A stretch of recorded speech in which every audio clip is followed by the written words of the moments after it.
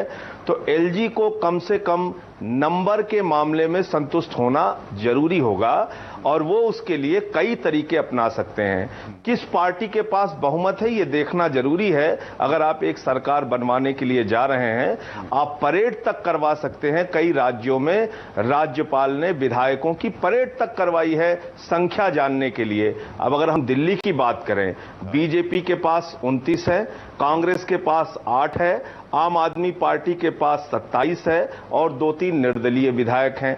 मैं ये पूछना चाहता हूं कि ये नंबर कैसे पूरा होगा। आज की तारीख में कांग्रेस अगर बीजेपी को सपोर्ट दे तब वो सरकार बना सकती है, आम आदमी पार्टी को सपोर्ट दे तब वो सरकार बना सकती है।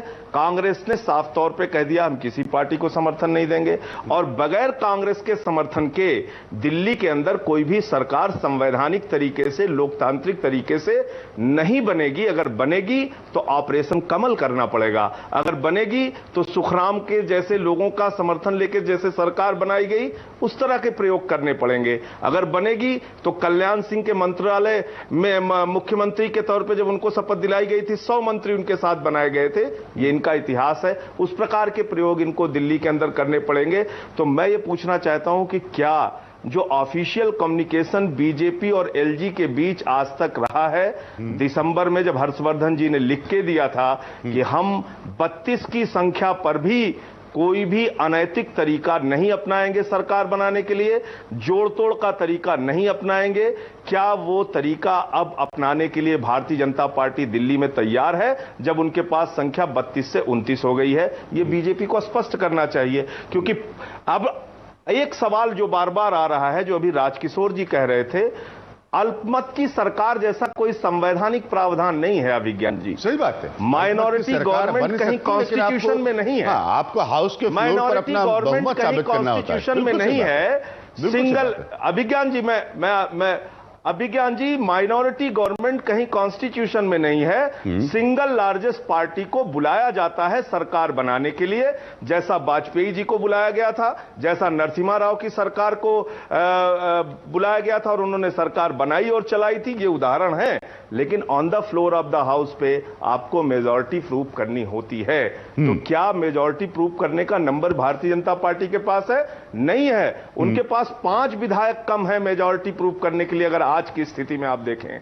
और 11 नवंबर के पहले अगर पॉसिबिलिटीज तलाशनी है एलजी को, तो मुझे लगता है उनको इस बात से संतुष्ट होना चाहिए तीनों पार्टियों से बातचीत करके, क्योंकि अब सुप्रीम कोर्ट ने कह दिया है कि बहुमत किसके पास है। असेंबली के अंदर फ्लोर ऑफ द हाउस पे मेजॉरिटी कौन प्रूव कर पाएगा? क्योंकि माइनॉरिटी गवर्नमेंट आप ऐसे नहीं चला सकते कि आप 29 विधायक लेके असेंबली में बैठे और सदन में जब बहुमत साबित करने का समय आए और आपके खिलाफ 35 पड़ जाए तो आप नहीं साबित कर पाएंगे बहुमत सदन के अंदर। तो ऐसी स्थिति को दिल्ली में नहीं डालना चाहिए। पहले एलजी को संतुष्ट हो जाना चाहिए कि नंबर। ठीक है, पहले एलजी को संतुष्ट। मैं उस पॉइंट के बाद एक ब्रेक लूंगा। राजकिशोर तिवारी, एलजी को फिर संतुष्ट करने का तरीका क्या संभव हो सकता है? एमएलएस की आप परेड कराइए, आंकड़े बताइए, क्योंकि अंततः अगर भारतीय जनता पार्टी ये कॉल लेती भी है, जो कि उसने अभी तक नहीं ली है, तो वो भी कहेगी ठीक है हम सदन में अपना बहुमत साबित करेंगे। देखिए, भारतीय जनता पार्टी या कोई भी पार्टी उसकी जगह होती, निश्चित रूप से सदन में वो तभी जाएगी जब उसको लगेगा कि उसके सारे नंबर का वो प्रबंधन कर चुकी है, मैनेज कर चुकी है। लेकिन यह भी सही है कि ये ठीक है कि माइनॉरिटी गवर्नमेंट का कतई कोई प्रावधान नहीं है, लेकिन यह भी उतना ही सच है कि सरकार माइनॉरिटी में है, मेजॉरिटी में है, दल के पास बहुमत है, इसका फैसला सिर्फ हाउस के फ्लोर पे होगा। तो ये मौका एक उनके पास दिया जा सकता है। तो अगर वो, लेकिन मैं ये जरूर मानता हूं और समझ भी सकता हूं कि कोई भी राष्ट्रीय दल या जिसके इतने ज्यादा स्टेक्स होंगे, वो बिना किसी तैयारी के, जब तक उसकी कोई मतलब पूरी मुकम्मल तैयारी नहीं हो चुकी, तब तक वो इस तरीके से अपना एसिड टेस्ट कराने नहीं जाएगी वहां पर। तो एक ये मुझे लगता है कि लेफ्टिनेंट गवर्नर के पास ये राइट है कि वो बुला सकते हैं। अब देखना होगा कि किस तरीके की चीजें घूमती हैं। और हमें वक्त मालिक, हम यहाँ पर ले रहे एक छोटा सा ब्रेक। नंदकिशोर जी का कहना है कि उनके लिए आज ज्यादा कुछ कहना संभव नहीं है, लेकिन हम फिर भी बहुत सारी संभावनाओं को टटोलेंगे। एक छोटे से ब्रेक के बाद जब हम आएंगे, हम कोशिश करेंगे ये जानने की कि अगर कोई सरकार बन भी जाती है, और ये सिर्फ अगर टाइप के जिसे अंग्रेजी में कहते हैं ना हाइपोथेटिकल प्रश्न है, तो क्या वो दिल्ली को वर्तमान परिस्थिति में स्थायित्व दे पाएगी? ये भी एक बहुत बड़ा मसला है, इसको टटोलेंगे हम एक छोटे से ब्रेक के बाद।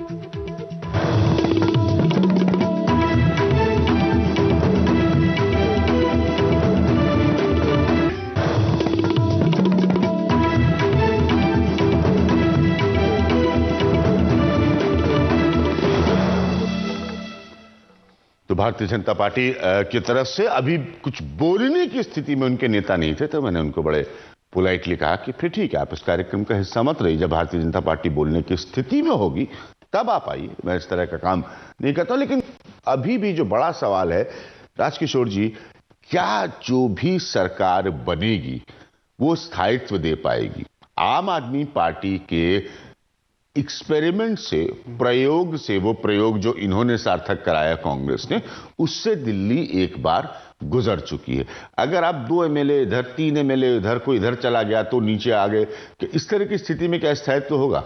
देखिए, सबसे बड़ी बात है कि जो एक बात आ रही थी कि यहां विधायक ही चुनाव नहीं चाहते हैं, और सबसे ज्यादा किस पार्टी के नहीं चाहते हैं? वो भारतीय जनता पार्टी, कांग्रेस तो है, लेकिन ईमानदारी की बात है कि जो पार्टी सबसे ज्यादा चुनाव चाहती है, आम आदमी पार्टी, उसके विधायक ही चुनाव नहीं चाहते हैं। मैं आपसे बता रहा हूं कि फ्लोर टेस्ट में आम आदमी पार्टी के लिए बहुत चुनौतीपूर्ण होगा कि किस तरीके से वो अपने विधायकों को मैनेज करे, क्योंकि उनको मालूम है कि उनमें से 50% के, ऐसा वो मान के चल रहे हैं, नेतृत्व ने क्या सोचा हुआ मुझे नहीं मालूम, लेकिन ऐसा वो निजी बातचीत में मान कर चल रहे हैं कि उनके टिकट कटने हैं। और अब ये सब चाहते हैं कि 4 साल जो भी बचे हुए हैं वो कम से कम एक एमएलए का तमगा मिल जाए। और उन विधायकों में से ज्यादातर ऐसे हैं जो पूरी तरीके से, जिनका बहुत राजनीतिक जीवन नहीं रहा है, वो नए नए आए हैं और वो अपनी भ्रूण हत्या होते नहीं देखना चाहते हैं। इसका एक फायदा उठा रही है भारतीय जनता पार्टी। दूसरी बात जो मैंने शुरुआत में कही, मैं संजय सिंह को लाना चाहूंगा। संजय, ये राजकिशोर जी का वो शब्द मुझे पसंद आया कि भ्रूण हत्या नहीं होते देखना चाहते हो, क्यों? तो क्या आप लोगों के विधायकों की राजनीतिक भ्रूण हत्या हो सकती है? इसका भय है उनको? देखिए, पहली बात यह कि 49 दिन की जब सरकार का इस्तीफा देने का फैसला हुआ था, तो उस समय हमारे सारे मंत्री बिल्कुल वही पहली बार चुने हुए विधायक थे, नए विधायक थे। सरकार के जितने विधायक थे, 27-28 विधायक थे, वो सारे नए विधायक थे।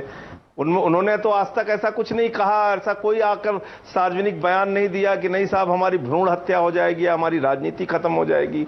और दूसरी बात, हमने 3-4 मीटिंग अपने विधायकों के साथ कर चुके हैं अब तक, और उन्होंने साफ तौर पे कहा है जो पार्टी नेतृत्व का फैसला होगा उसके साथ हम हैं। उन्होंने अपनी सहमति जताई है, हम इस बात को कई बार कह चुके हैं। और आधे से ज्यादा विधायकों का टिकट कट जाएगा, ये जानकारी राजकिशोर जी को कहां से है मुझे बिल्कुल नहीं मालूम। ये उनकी व्यक्तिगत राय हो सकती है, व्यक्तिगत जानकारी हो सकती है, पार्टी की ऐसी बिल्कुल राय नहीं है। जो हमारे विधायक चुने हैं, अभिज्ञान जी, जो चुने गए विधायक हैं, उनको बाकायदा काम दिया।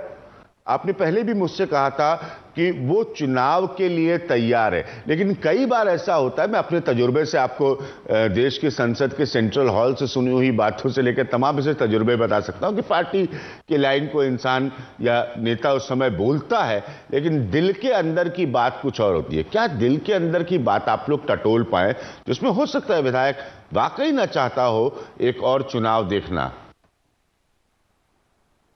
देखिए, दिल के अंदर किसके क्या बात है वो तो टटोल पाना बहुत संभव नहीं है हर जगह, लेकिन जहां तक सवाल पार्टी की लाइन का है, तो पार्टी कोई भी हो, चाहे वो कांग्रेस हो, बीजेपी हो, आम आदमी पार्टी हो, उसमें जो पार्टी की राय होती है उसके हिसाब से सब चलते हैं। किसी एक व्यक्ति की व्यक्तिगत राय कुछ और हो सकती है, हमारी राय कुछ और हो सकती है, लेकिन जो पार्टी की राय होगी अंततोगत्वा फैसला तो उसी राय के आधार पर होगा। जो बात अभी राजकिशोर जी ने कहा कि आधे से ज्यादा विधायकों के टिकट कट जाएंगे, ऐसी कभी ना पार्टी ने कोई चर्चा की, ना हमने आज तक कभी कोई इस पर कोई बयान दिया, बल्कि हमारे विधायक दिल्ली के अंदर बहुत अच्छे ढंग से काम कर रहे हैं। उनको स्वराज के तहत मोहल्ला सभा करके लोगों से राय लेकर जो फंड 4 करोड़ का आया है उसको लगाने के लिए, उसका इस्तेमाल करने के लिए कहा गया है, निर्देशित किया गया है, उसके हिसाब से वो काम कर रहे हैं। तो पार्टी की जो लाइन है, जो पार्टी की विचारधारा है, उसके हिसाब से हमारे विधायक काम कर रहे हैं और वो दोबारा टिकट पाएंगे, चुनाव लड़ेंगे। ठीक है। हाँ राजकिशोर, मैं सिर्फ आलोक जी को समझना चाहता हूं। बस संजय जी, सिर्फ इस पर मैं इतना ही कहना चाहता हूं कि आपने बिल्कुल ठीक कहा कि उस समय आपके विधायक और मंत्री तैयार थे, लेकिन तब और अब में हालात बिल्कुल बदल चुके हैं। ठीक है। उस समय उनको लग रहा था कि अरविंद केजरीवाल की जो लहर है उसके दम पर, चूंकि दिल्ली में लोगों को पता ही नहीं था कि इनकी भी सरकार आ सकती है, शायद उस समय चुनाव आते तो नतीजे बिल्कुल दूसरे होते, लेकिन अब पूरे देश का परिदृश्य बदल चुका है। दिल्ली भी उसे अछूती नहीं, ये लोकसभा चुनाव के नतीजे भी आ चुके हैं। तो उस हिसाब से भी लोग अपने समीकरण बैठा रहे हैं। टिकट मिलने के बाद भी जीतने की कोई गारंटी नहीं है। राजकिशोर, आप क्यों शंका कर रहे हैं कि आम आदमी पार्टी टूट जाएगी? आप ये क्यों नहीं शंका कर रहे हैं कि आलोक जी की पार्टी टूट जाएगी? नहीं, आलोक जी की पार्टी को टूटने की जरूरत नहीं, उनकी पार्टी एकजुट है कि यहां पर कोई सरकार बननी चाहिए और वो आम आदमी पार्टी की सरकार ना हो। ये तो मैंने शुरुआत में ही कहा। मैंने कहा ये दोनों राष्ट्रीय दल चाहते हैं कि इनका दिल्ली में एक बार वो आ जाए, एक बार वो आ जाए, कोई तीसरी फोर्स आती है तो दोनों ही ठीक है। तो आप कह रहे हैं कि अब इस मामले में दोनों लोग साथ हैं, दोनों लोग साथ हैं। संजय सिंह को रोकना है, संजय सिंह को रोकना है। बिल्कुल। मैं अब आलोक जी। जी देखिए, 2-3 विषय अभिज्ञान जी यहाँ पर आए हैं। हम अगर ये होता कि संजय सिंह जी की पार्टी को रोकना है, हम समर्थन नहीं देते। इन्होंने 16 मुद्दों पर हमसे समर्थन मांगा, हमने सरकार बनवाई, जो भी हुआ वो देश के सामने है, दिल्ली के सामने है।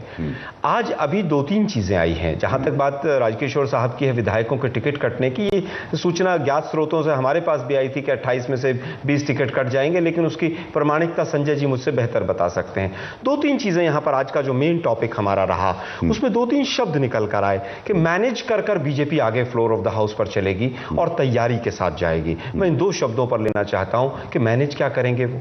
क्या हॉर्स ट्रेडिंग के लिए floor of the house open हो गया है? जैसे डिबेट आप ओपन कर देते हैं कि सब आप लोग आइए और डिबेट कीजिए, तो कोर्ट की जिस तरह की टिप्पणी आई है और एलजी महोदय का जो पिछले दिनों का रुख रहा है और 12 दिन जो उनको मिले हैं, क्या फ्लोर ऑफ द हाउस कहीं हॉर्स ट्रेडिंग के लिए ओपन तो नहीं हो गया है? क्या वो मैनेजमेंट और वो तैयारी उस दिशा में तो नहीं जाएगी? आज ये बहुत बड़ा प्रश्न है। आज ये लोकतंत्र के लिए एक दिशा देने वाला प्रश्न है। और कंफ्यूजन सबसे ज्यादा इस बात का है कि आने वाले दिनों में बाई इलेक्शन हो रहे हैं 3। अगर किसी तरह से आज जब तमाम प्रश्न जो है वो हाइपोथेटिकल सिचुएशन ही है, तो मैं जानना चाहता हूं कि एक सिचुएशन मान लीजिए कि 3 के 3 विधायक आम आदमी पार्टी के जीत जाते हैं, तो सिंगल लार्जेस्ट पार्टी आम आदमी पार्टी हो जाएगी। क्या बीजेपी जो केंद्र में बैठी है, अमित शाह की पार्टी और मोदी की पार्टी, क्या वो आम आदमी पार्टी को अलाउ करेगी? क्या उस समय एलजी महोदय अलाउ करेंगे कि आम आदमी पार्टी सिंगल लार्जेस्ट पार्टी है, अब आइए और आप सरकार बनाइए? बीजेपी के लिए बहुत सारे द्वंद्व खड़े हुए हैं और यही कारण है कि बीजेपी के प्रवक्ता भी आज डिबेट छोड़कर चले गए। परसों से जब से सुप्रीम कोर्ट की फटकार लगी, तमाम प्रवक्ताओं को टीवी चैनल से बैकआउट कर लिया गया कि कोई स्टेटमेंट गलत ना निकल जाए, लूज ना निकल जाए, कोई पॉलिसी हमारी जो अंदर खाने चल रही है वो लीक ना हो जाए जनता में। ये बहुत दुर्भाग्यपूर्ण है। एक तरफ 56 इंच के सीने वाला व्यक्ति 283 सीट